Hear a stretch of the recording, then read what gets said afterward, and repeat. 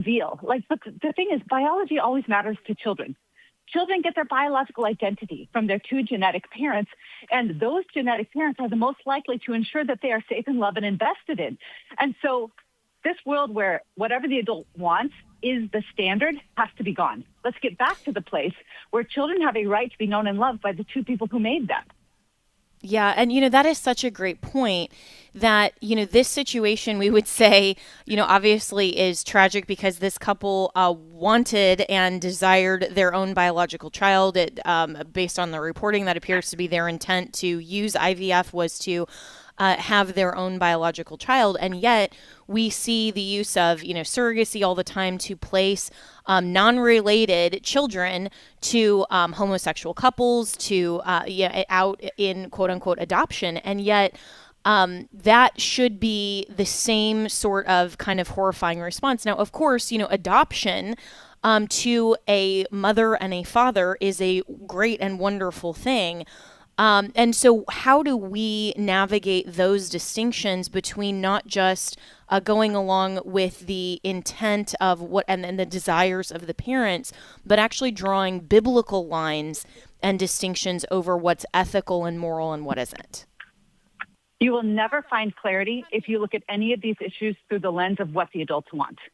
Because if the criteria is the adults are getting the child that they want, then anything is possible. But if you look at it through the lens of children are vulnerable people who have a fundamental right to life and a right to their mother and father, you get clarity on everything. That means no children are destroyed through IVF, which happens in virtually every case. That means no child is separated from their mother or father through IVF. If you're using IVF, they're only going home with their own mother and father. If a child out in the world loses their mother and father due to tragedy or irresponsibility, then we take a child protective lens and look at that and say we need to restore what the child has lost by, whenever possible, placing them with a man and woman so they can still have a mother and a father. Now, all of those scenarios means that oftentimes adults will not get what they want. Some infertile couples won't get what they want. Some married couples won't get what they want. Gay couples or singles will not get what they want, and that is okay. Because a just society, a biblical worldview, demands that the weak are cared for by the strong. But when we look at all of these questions through the lens of what adults want, it is always the weak who are sacrificing for the strong, children who are sacrificing for adults. And that is a fundamentally unjust, unchristian way of looking at family formation. Yeah, and we have to be very careful to draw these distinctions, and I think you do it so well, Katie Faust, to say that this is all about the biblical definitions of family. This is all about the truly the best interests of the child as well, and not just dependent on the desires of adults and the overall commodification of children. And so this is why some of these headlines in these stories. While on face, we can have, different reactions and, some of these things. But we need to stop and ask these questions of why do we think that this headline is tragic, for example, with what happened to this couple. But then, we look at perhaps another headline that it is the desire of a couple to use a surrogate. And we say, okay, well, that's fine because nobody got quote unquote hurt in the process. But it was really just that the outcome followed the desires of the adults rather than actually stepping back and saying, okay, but is this the biblically appropriate ethical thing? And what is actually being done here to the child in terms of their rights? And navigating those things, I think, can be difficult and complex, especially as we do navigate the very real world of infertility. And of course, wanting true couples who are married, so that means one man and one woman. We want to, in a Christian worldview point, obviously want them to be able to have children if they can. So, so some fertility treatments obviously are good and ethical. And so sometimes I think it's hard for people emotionally to draw those distinctions. How can they maybe step back and say, okay, regardless of the emotion around it, I need to follow a moral and perhaps even logical argument to get to these distinctions of what is morally ethical and what isn't. It's very hard to do if your desire and your longings are the most important value or priority. But if Christ and pleasing Christ and following God and obeying his commands are your top priority, you're going to have clarity. That means that you can take your burden to God and say, this is our deep, deep heart's desire. This is our longing. Help us fulfill this longing without victimizing those that you tell us you will hold us accountable for if we cause a little one to stumble. None of the, even if we have very legitimate longings and aims that are even biblical, we do not get to achieve those aims by victimizing the most vulnerable. And that is what happens in almost every IVF case, because they will always encourage couples to mass produce embryos so that they can grade, screen, select, freeze, destroy, and donate to research the undesirables. And so most Christians don't have an awareness of that. They don't have the money to do it any other way. And then some people will say, well, I want to be a mother so badly. I feel called to carry a pregnancy. I don't have viable eggs. I will purchase somebody else's eggs. Well, now you are forcing the child to lose their biological mother so that you can have an infant. So you're just shifting the burden, your burden to become their burden, because those children will long for, miss, and want to know the identity of, and possibly have a relationship with their genetic mother. So in everything that we do, we can bring our burdens before the Lord. I pray that people struggling with infertility have wonderful friends and communities that can help bear their burden, but no amount of adult longing or struggle justifies placing a burden on the shoulders of children. So hopefully a lot of those couples struggling with infertility are looking at things like restorative reproductive medicine, where they are able to identify and resolve the underlying fertility issue and get pregnant without the help of a technician. But sometimes the answer is no. And I understand that that's challenging for people that we know that would be wonderful parents. But are we going to live by these codes of we're going to put children first? Because all of us have to do it, not just the gays. Yeah, so well said. And we're going to take a break here. And Katie Faust, the founder of Them Before Us, a really great book as well, is going to stay with us through the break to talk about one other headline when we come right back here on Jenna Ellis in the Morning.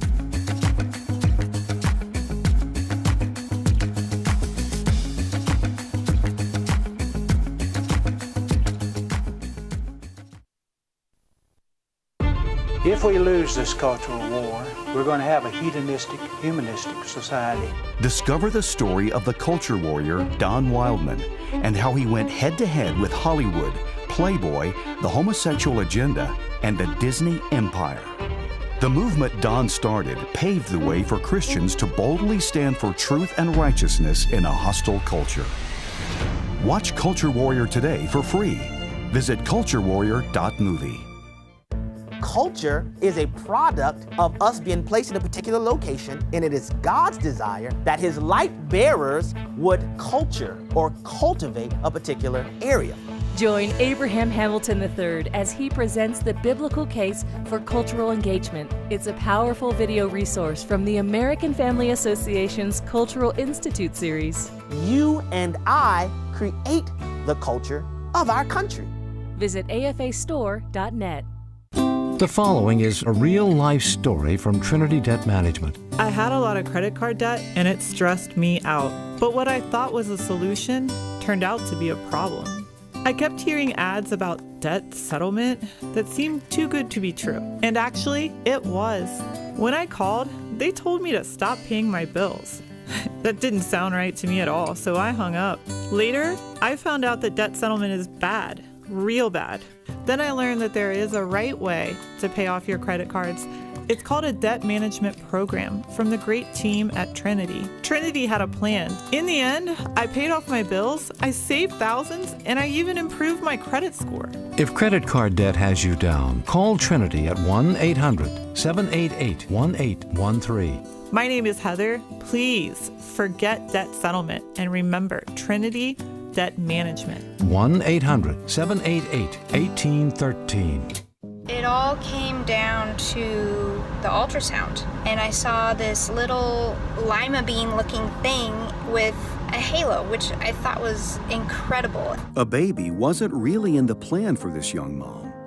Even after seeing a halo on her baby on ultrasound at a preborn network clinic, she was still leaning toward abortion. And I got to hear the heartbeat, and I got chills. In that moment, I just felt God's arms come around me and hug me and tell me that it was going to be okay. But after meeting her baby on ultrasound, she chose life. My choice to become a mom and hear those little footsteps running down the hallway every morning is all because I had an ultrasound. It saved my life and hers. To find out more about Preborn's life-saving work, visit preborn.com/AFR. That's preborn.com/AFR.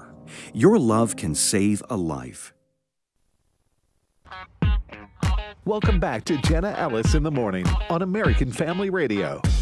Welcome back. Well, I'm still here with my guest, Katie Faust, who is the founder of Them Before Us, and she also has a great show on the weekend here on AFR talking about the issues of children's rights and making sure that the desires of adults don't override what God protects in children, because they are human beings made in the image of God and have inherent dignity and worth and all of the same God-given rights that adults do. They are simply not able to advocate for themselves as well as adults can in pretty much every situation. So part of this that we've been talking about in terms of how Christians need to continue to advocate for the truth and in the area of protecting the family, conservative groups now are mobilizing to overturn Obergefell versus Hodges. You'll remember that was the 2015 case that legalized, quote unquote, same-sex marriage over and against the obvious natural law and definitions that God himself provides. So this is on the Daily Signal. A coalition of 47 conservative organizations is launching a campaign to challenge the Supreme Court's ruling in Obergefell, which the groups claim redefined marriage to emphasize the desires of adults over the needs of children. The Greater Than campaign focuses on one message, which a handful of conservative leaders state clearly in a launch video: children are greater than equal. It is time we fought for their rights. This also includes, alongside Them Before Us, this also includes the American Family Association, the Colson Center for Biblical Worldview, Family Research Council, and Focus on the Family. So, Katie, you are part of this video. Tell us more about this coalition, and I'm really glad to see AFA part of this and helping to champion this. When I first started putting together this plan to challenge Obergefell, AFA was one of the first people I reached out to because they have been so steadfast. They have been so consistent over the years. They have been so unbending. There's a lot of organizations that did fight for the natural family leading up to Obergefell, but it's kind of fallen off their radar. And now they're not so concerned about it anymore. That's not AFA. So I was so delighted to have Walker be like, oh, yeah, we're all in all the way. I mean, AFA is just an absolute gift, honestly. So then we just reached out and started asking other organizations if they wanted to get involved. And overwhelmingly, I was amazed. I thought it was going to be pulling teeth. I thought that I was going to be cajoling and twisting arms. But I think all of us felt like this is the right time and this is the right way. We are not doing this the way a lot of other organizations and campaigns for the traditional family have been advanced in the past, which has largely been on religious grounds or protection of religious liberty, which matters. But Christians who don't want to sign a marriage license or bake a cake or arrange flowers, they are not the primary victim of marriage redefinition. Children have lost their mother and father because of family redefinition. It is children who are directly victimized when we redefine marriage. So this coalition that was 47 when we launched and has grown even since then, even in the last 6 days, because the more people hear about how we are going to go about challenging Obergefell as a means of child defense, because it is, the more people want to get involved. So I have been hugely encouraged by the reception and also the people that this has angered. It has angered all the right people. And that's how you know you're over the target. Absolutely. And I completely agree with you that this is the best avenue to fight for overturning Obergefell, because then it's not just adult preference and adult protection of rights against other adults' desires and preferences, because we hear that all the time from the left. Well, who is gay marriage really hurting, right? Well, the answer to that question is children. And the left really will not have a good argument for that. It's not just, oh, well, bake the cake, where that doesn't have the same honestly emotional response as protecting the rights of children. And so I think that this is a natural consequence of gay marriage, to say that, we need to look at what that's really doing to children who are being placed with gay couples, and saying, this is a deprivation of their rights. And I think that it would be very difficult for a court to ignore that unless they are just so deeply entrenched in this LGBTQ nonsensical ideology that they have to literally, as Romans says, suppress the truth and unrighteousness, because this is the truth, and advocating for the rights of children in this context is paramount. So is there a plan for a legal case, and is someone spearheading that, or where exactly is this campaign going?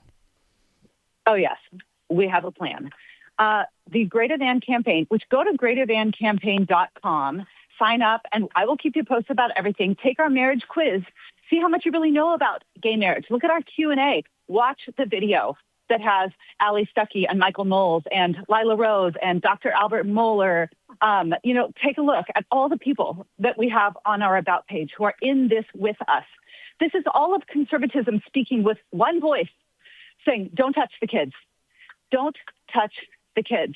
And that we're going to do three things. We have a policy strategy that is going to start to undo the terrible effects of Obergefell. We are going to change public opinion. That's why I have so many amazing influencers and people with large platforms who are already on board. We are going to convince and help the American public understand the direct connection between legalizing gay marriage and child victimization. And we're going to help everybody understand that natural marriage is the best pathway for child protection. And third, we're going to turn the church into a child-centric fighting force. We are developing materials and a curriculum for Protestants and Catholics to understand that part of your witness, part of your expression and your pure and undefiled religion before God is protecting the most vulnerable, and that needs to happen right now as it relates to marriage and family matters. So, yeah, we do have a judicial plan. Very briefly, what Obergefell did is it required the flattening of all distinctions of the natural family. Now, biology between parents and children, that biological connection, irrelevant, just one of many options.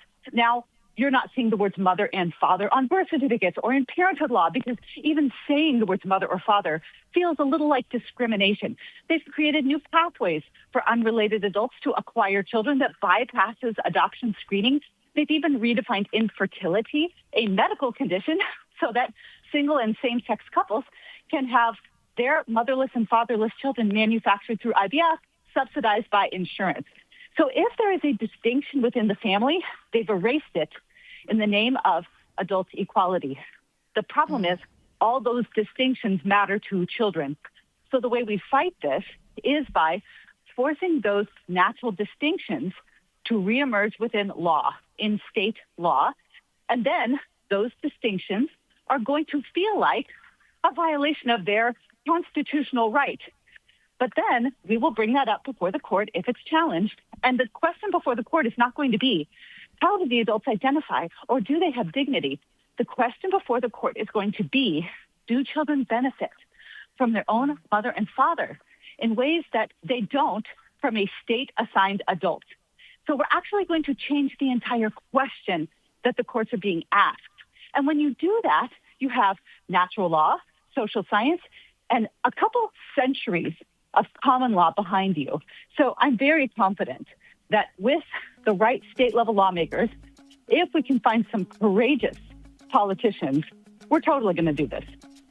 Awesome. Well, Katie Faust, I'm 100% with you. I'm so glad that the American Family Association is as well, because you're absolutely right. This shouldn't turn on whether this is good for the adults that want to commoditize children. This should turn on that question of whether this is good for children, and courts just can't ignore this anymore. So Katie Faust and her show on American Family Radio is Them Before Us. That's also the title of her foundation and book. You can go to afr.net, go to that icon in the banner for podcasts, listen to that, and learn a lot more about how we need to be standing up in our churches for these issues comprehensively, not just marriage, but also family. As always, you can reach me and my team, Jenna at afr.net. The views and opinions expressed in this broadcast may not necessarily reflect those of the American Family Association or American Family